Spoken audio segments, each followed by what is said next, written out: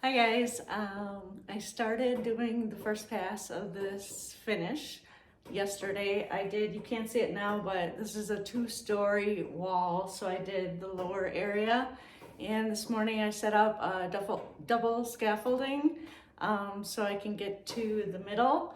Once I finish the middle, I'll add a layer here and do the top. And this is just the first layer, but I wanted to show you how it's done. I have mixed 2 gallons of Textureline Texturestone, and one I just did a kind of a light gray with a little warmth added to it, some Van Dyke and some carbon black added to the white Texturestone, and the next one I mixed to a little more of a medium gray, darker gray. And I actually ran out and had to mix some more, so they're probably not exactly the same. I just kind of swatched it out, but that's okay because there's going to be a lot of different layers to this. So let's get started and I'll show you how I do the first layer. It's just a blended plaster technique of the 2 colors. I'm going to use a little more of the light color than the dark. And I got them over here. You probably can't see them, but I'll show you my trowel once I butter it. I probably put about 1/3 of the darker medium gray and about 2/3 of the lighter gray on my trowel. And that's what it looks like. And I'll show you how I apply it. Make sure I'm in the camera here.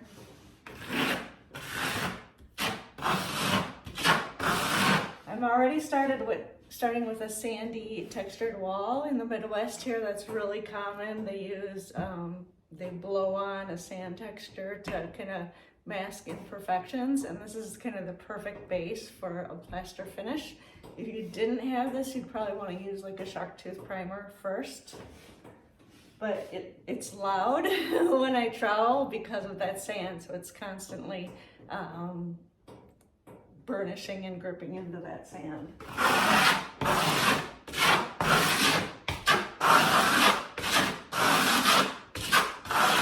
So it takes a little bit of muscle because you're really moving it around and you're just blending the 2 colors.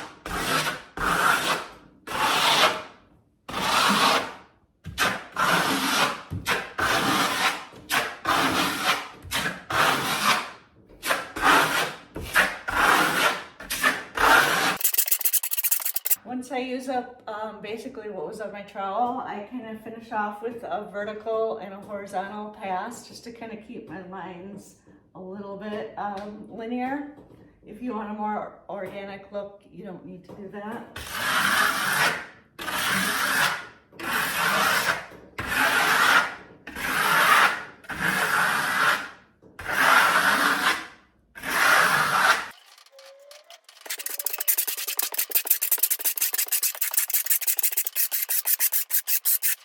So in this case, I'm using a pretty firm comb trowel. If you've watched other videos, you know I like the more flexible Venetian trowels, but in this case, it's a pretty heavy plaster, so you want a heavier trowel and you're putting some muscle into it.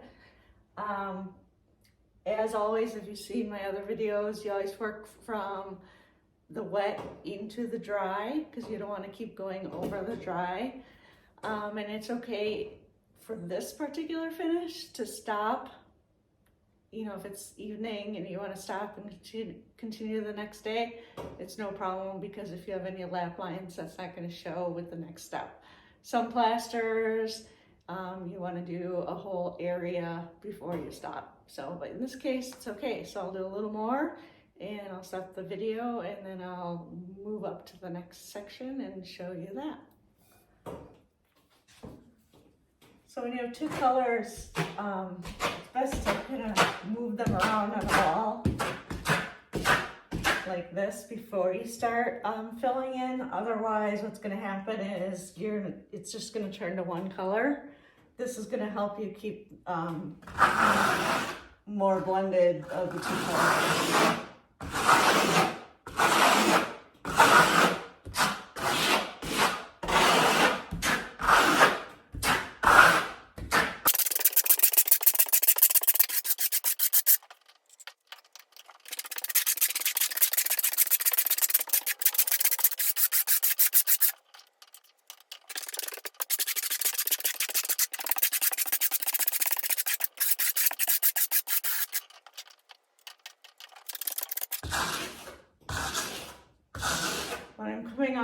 edge of a wall, I like to come this way to get full coverage to that corner.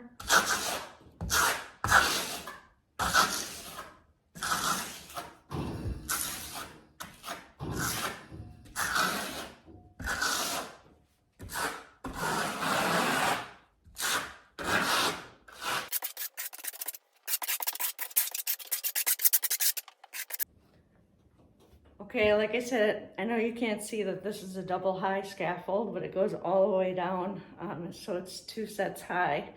So you want to be extra cautious and aware of your safety.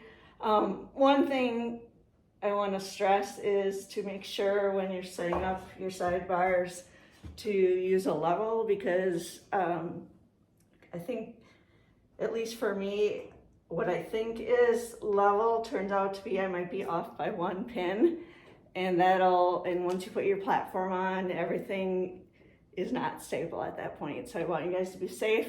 So once you get your bars on, and if you're up 2 or 3 levels high, make sure you get a level with a magnetic edge so you don't drop it, because trust me, you're gonna have to go up and down a million times, so this will save you at least 2 trips. So stick it on there, and that's level. And the reason I'm showing you this is because I was off 1 pin, and then everything is skewed, and you don't want that. So make sure you check both sides, and then we're good to go to put the platform on.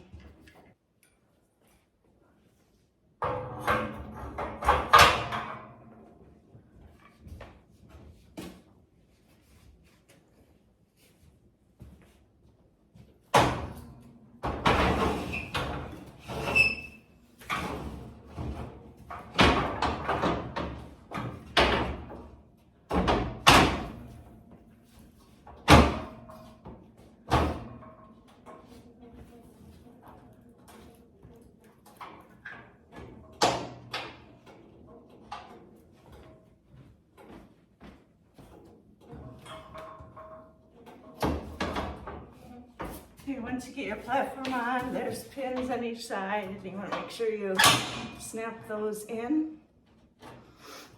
And I do have a pair, it's like a safety cage that could attach to this for added security and safety. If you're working a retail job, they're gonna make you do that. I'm in my own house, and I've been in scaffolding for 20 years, so I feel very stable on it. Plus I also have stair railing surrounding me. Okay, I just wanted to show you guys that I kind of lucked out, and my second top of my scaffold is high enough to reach the top edge. And I don't need a ladder, so no worries.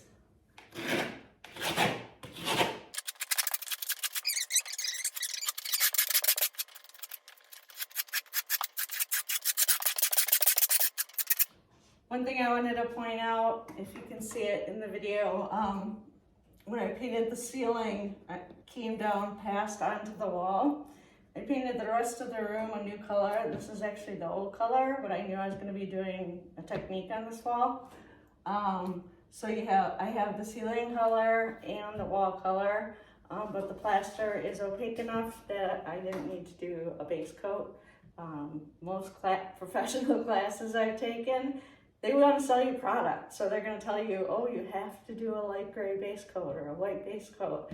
And I mean, think about it, you don't. A lot of times you can save time, or they might even show you a technique where you do one plaster and then blend in the second color after it's dry, and it takes twice as long. So little tips like that, I just want to have you guys, think about when you're doing projects, because not all professional classes are out to help you save time and save money. They want to sell you as many products as possible.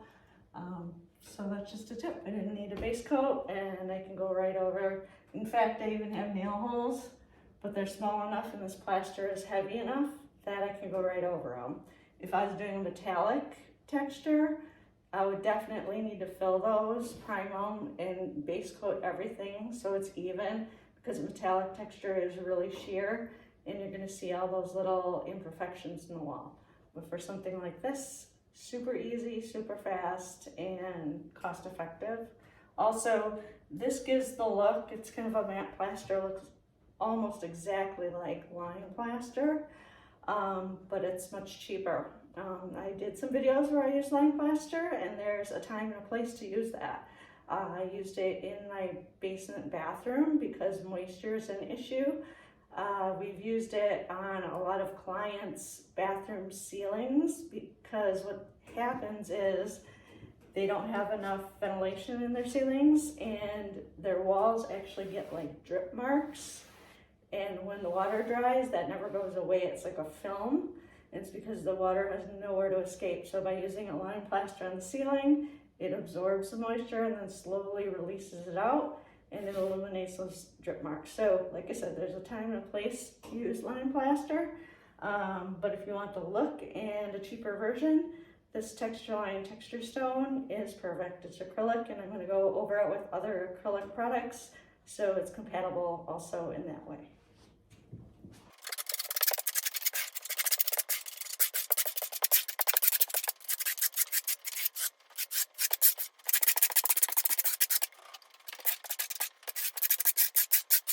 Okay, so I'm at the bottom level, so that's why it's kind of echoey, and I want to show you what the first pass looks like before we go into the second step.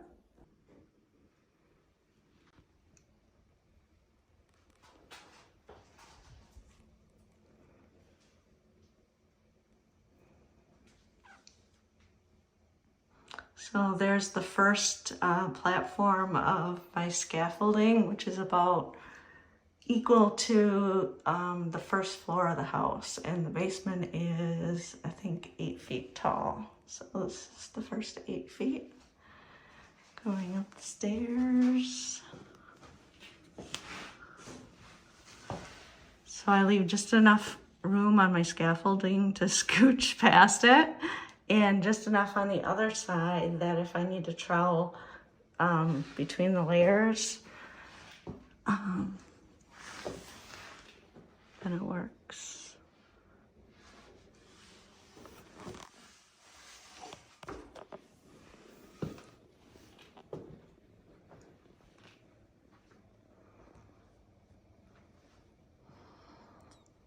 So just, this is really the base coat, a blended two-tone plaster finish.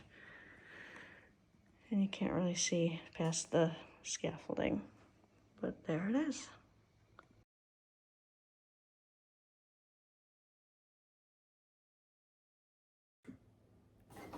Okay, day 2. Everything dried overnight. It actually doesn't take very long to dry.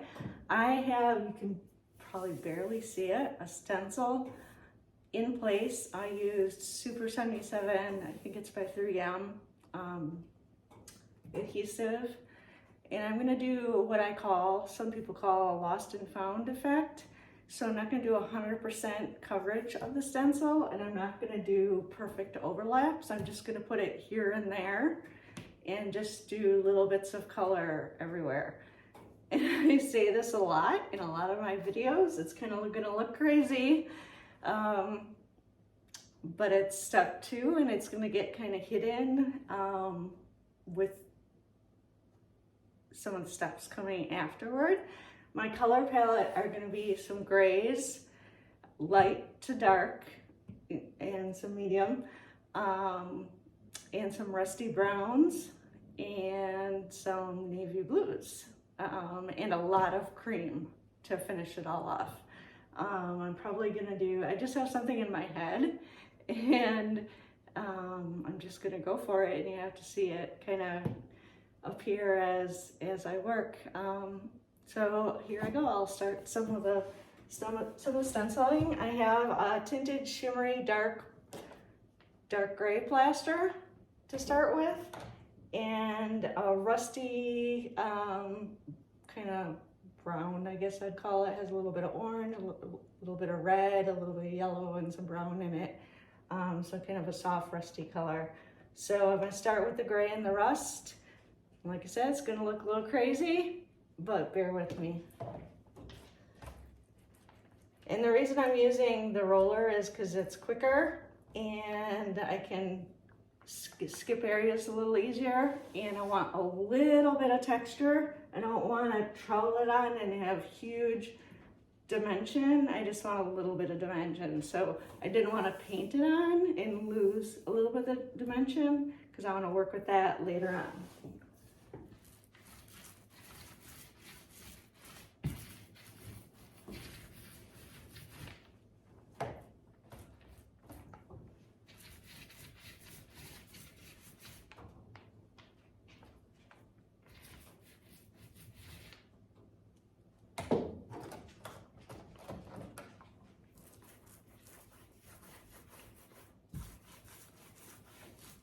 Just overlapping some of the colors.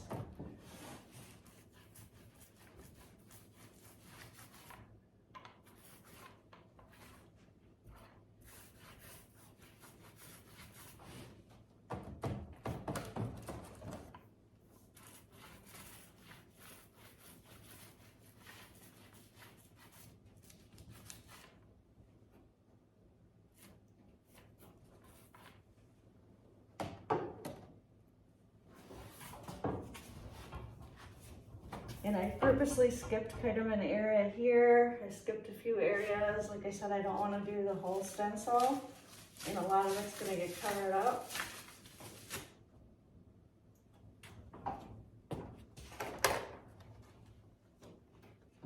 I have a little level at the top to help me place it, to keep it somewhat level.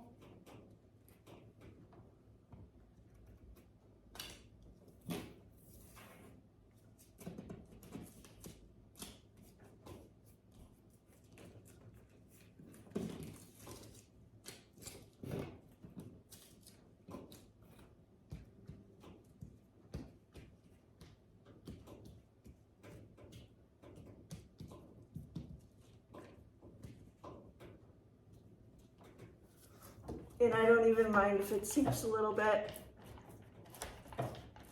because I want a really imperfect look.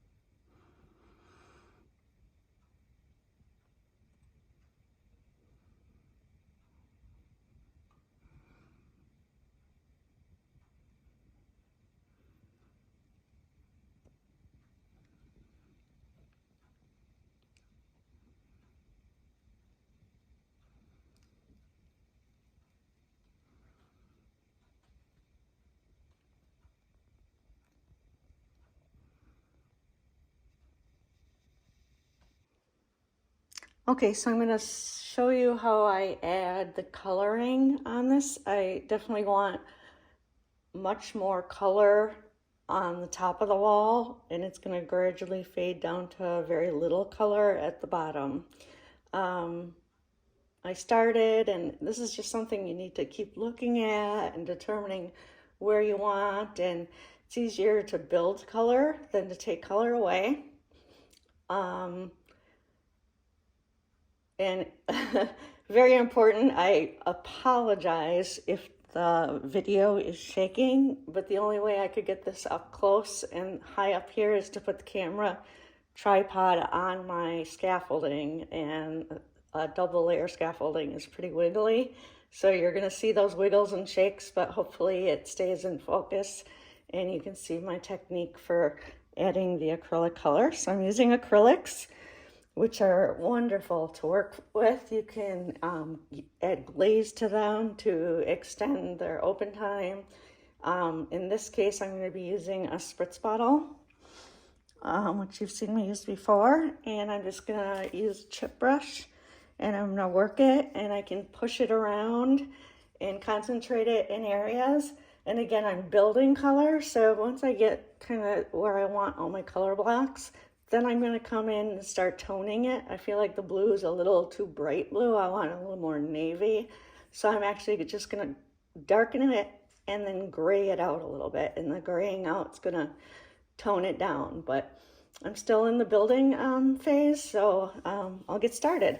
I'm using a very, very deep, vibrant blue. If you can see this here. And what I'm going to do is spray a section. I want to create a lot bigger blue area right here. So I'm going to start by wetting it down to start brushing it on.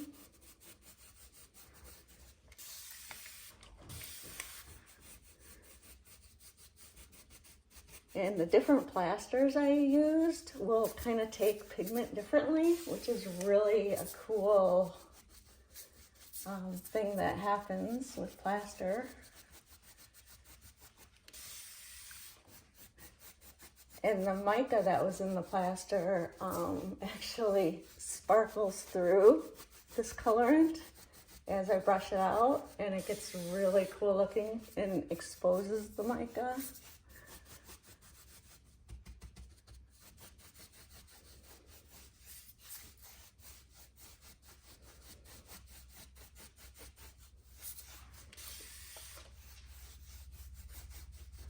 In the end, I don't want brush strokes, but I just use the brush to move the colorant around. But as you go, you just start to soften it.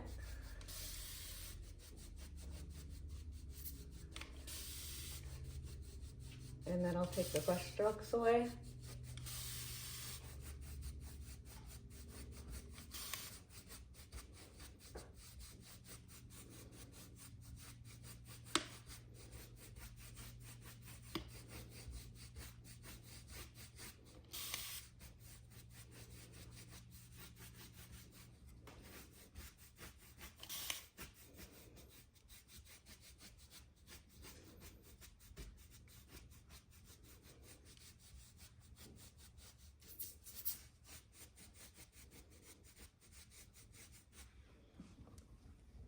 Get my brush in some more color.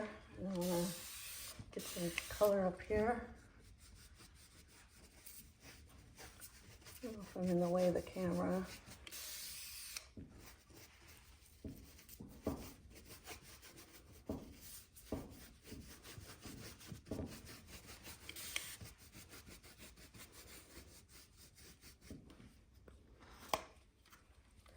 Try to do left-handed.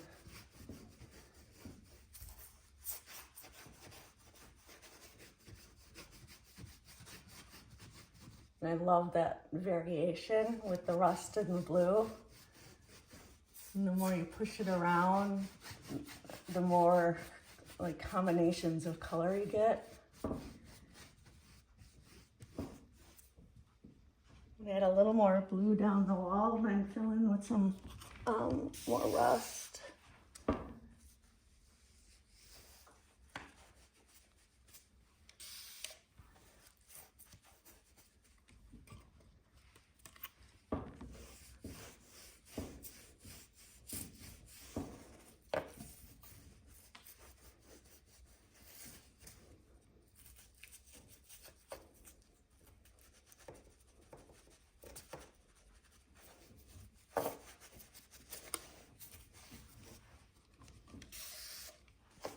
if I can manipulate this acrylic really easily while it's wet and drying. Once it dries, it's permanent. So if you don't want a blended area, you can just let it dry and come with another color and they won't blend as easily.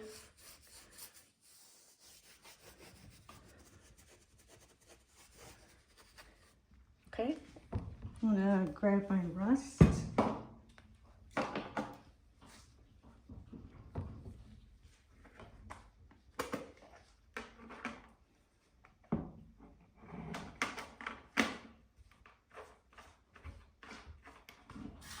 You need very little on your brush.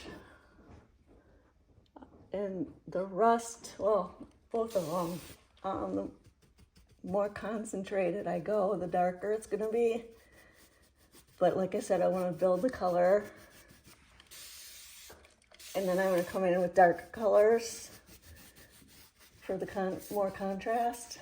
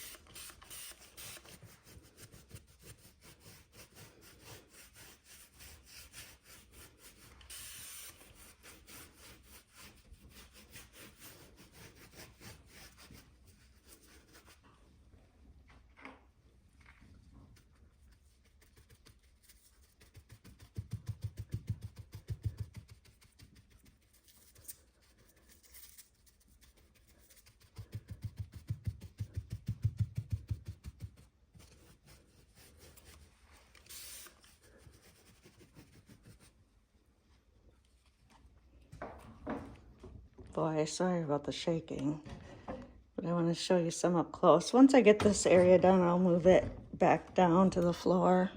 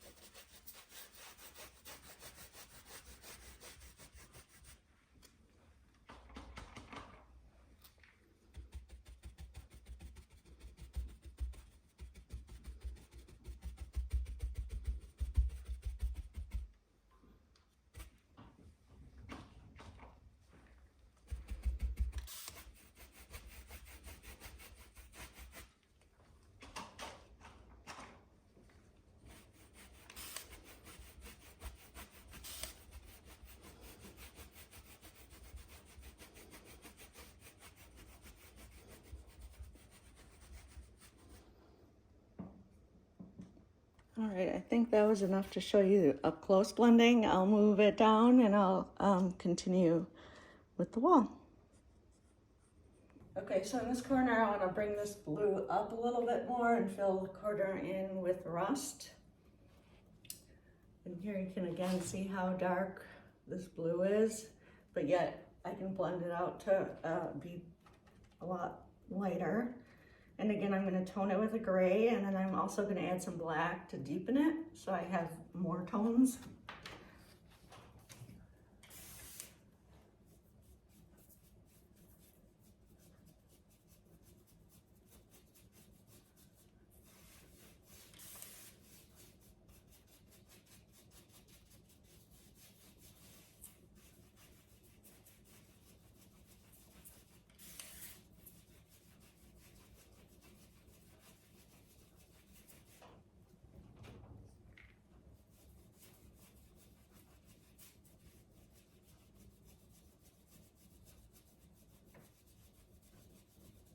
I'm not using any glaze in this case.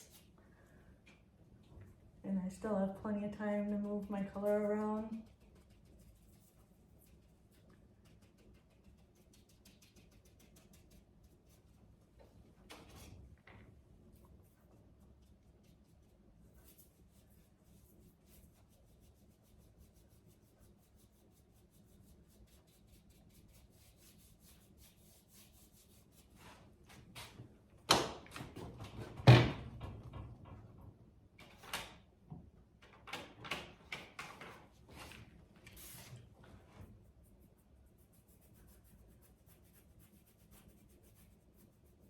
The rust, if I blend it out too much, it can start appearing a little peachy just because of the color I mixed. And that's okay, because I can come back in and add some deeper browns and gray it out in some cases too.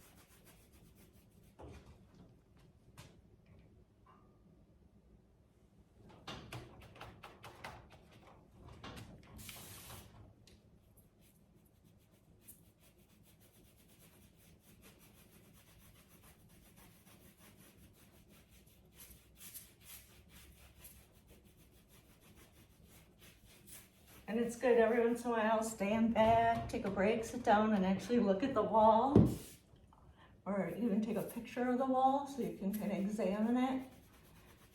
Because the actual work goes really fast, but sometimes thinking about the placement when you're working on something so big is hard because you're focused on one area at a time. So sometimes you just need to step back and take a look and work on another area. And like I said, it doesn't take long at all.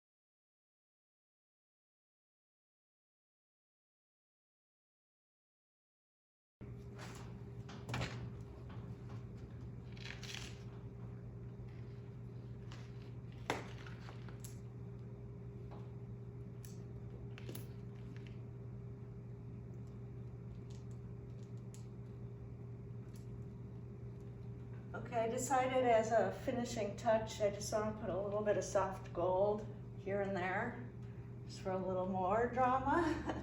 I'm not gluing it in place, I'm just holding it in place. And I have a stencil brush with a little bit of soft gold from Rust-Oleum. And I'm just going to do a real loose couple areas. I do have some gold accents in my room here. I just thought this would add a little drama.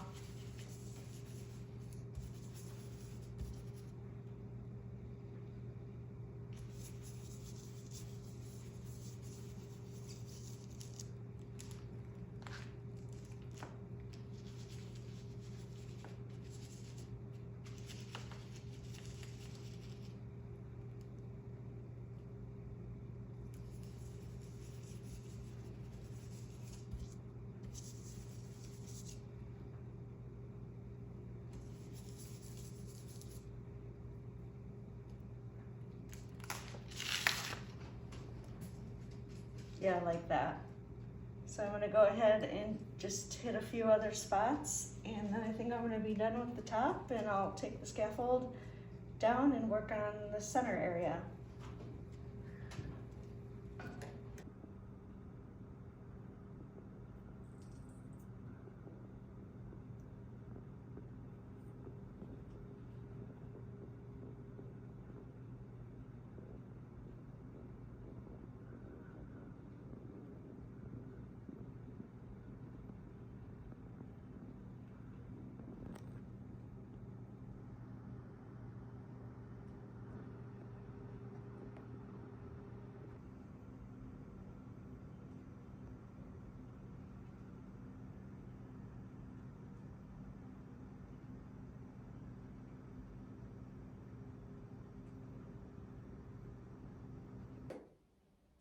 Okay, now we're looking at the middle third about of the wall. I finished the top and took off the top platform, so I'm working on the middle.